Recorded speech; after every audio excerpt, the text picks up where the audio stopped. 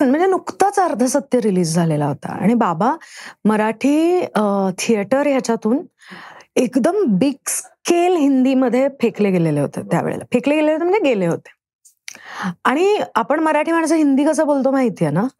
हां, म्हणजे तुम मेरे को ऐसा क्यों बोला वगैरे असं. सो बाबांचं पण साधारण हिंदी आणि त्यात ते नगर साइडचं हिंदी. हां, वो मेरे को असं हैदराबादी थोडासा हे असलेला असा. So they were shooting for खामोश. पहलगाममध्ये शूटिंग चाललेलं होतं आणि तिथे एक शबाना आझमी त्यावेळेला वॉज लाईक स्टार. राईट. आणि ती फुल म्हणजे हा एक फरक असतो. फुल यूपी, लखनौ, तेहजीब, त्यांची हिंदी वेगळी, त्यांची उर्दू वेगळी आणि they are very proud of it. Okay. या very very literally literate. Okay.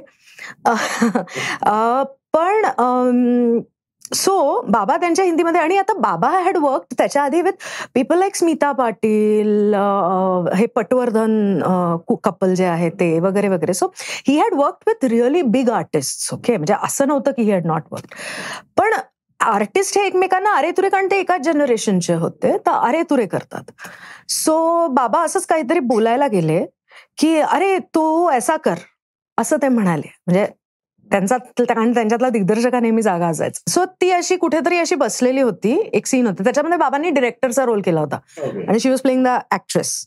Right. So असंच काहीतरी बोलताना बाबा तिला म्हणाले तू ऐसा कर, असं. It was very normal.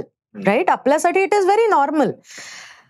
She got so offended आणि शी क्रिएटेड दिस बिग रक्कस कि ये क्या है तुम्हारी तमीज, तू तड़ाक से बात करता है वगैरे वगैरे वगैरे वगैरे वगैरे.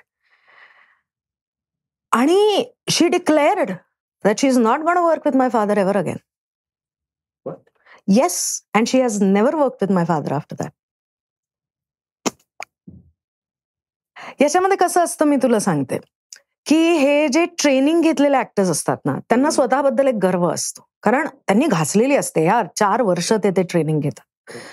आणि जेव्हा एखादा कलाकार जो इनहेरंटली चांगला ऍक्टर आहे, त्यांनी फॉर्मल ट्रेनिंग घेतलेलं नसेल, पण त्यांना ती भीती असते की हा आपल्याला खाऊन टाकेल स्क्रीनवर. आणि ऍक्टर्स ही जमातच ओव्हरऑल इज एक्स्ट्रीमली इन्सिक्युअर.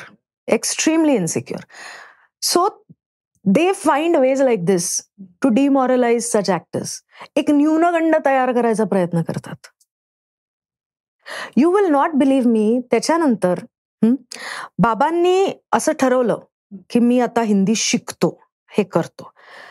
तर तोपर्यंत त्यांनी अनिल शर्मा बरोबर हुकूमत केलेली होती. तर ओमपुरी त्यांना भेटले आणि तेव्हा बाबा त्यांना म्हणाले की मी ना आता हिंदी डिक्शन आणि मी ट्युटर लावून माझं हिंदी उर्दू आता मी इम्प्रूव्ह करणार आहे वगैरे वगैरे. तर म्हणाले वेडा आहेस का तू? तू ज्या पद्धतीने हिंदी बोलतोस, मराठी इंटोनेशननी आणि ज्या स्टाईलनी, ती तुझी स्टाईल आहे. ती जर तू बदललीस तर तुझं दुकान बंद होईल. त्याच्यामुळे कधीही हे करू नकोस.